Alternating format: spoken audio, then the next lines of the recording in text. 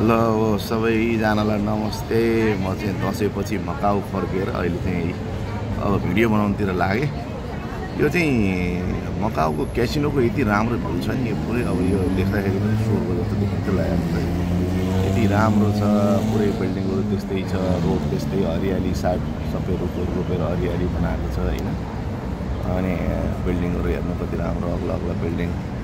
अब क्यामेराले पनि खिच्दाखेरि पनि पुरै बिल्डिङको भिडियो खिच्न भ्याउँदैन लागेको छ। यो चाहिँ सडक हेर्नु, गाडी कुदेको अवस्था हेर्नु, कति राम्रोसँग गाडी कुदेको हुन्छ, व्यवस्थित सफा, काहीँ फोहोर भन्ने कुरो केही हुँदैन।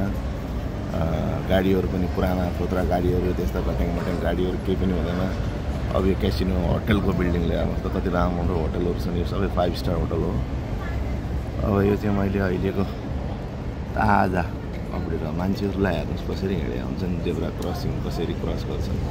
अब मान्छे जेब्रा यहाँ हेर्नुहोस् त, एउटा देखाउँछु म। अब जेब्रा क्रसिङ गर्दाखेरि गाडी तपाईँको जेब्रा क्रसिङमा त्यो ट्राफिक लाइट नहुँदा नि मान्छे छ बाटोमा जेब्रामा भने त्यो गाडी कहिले अगाडि बढ्दैन। जब खाली हुन्छ त्यस पछाडि मात्रै गाडी अगाडि बढ्छ।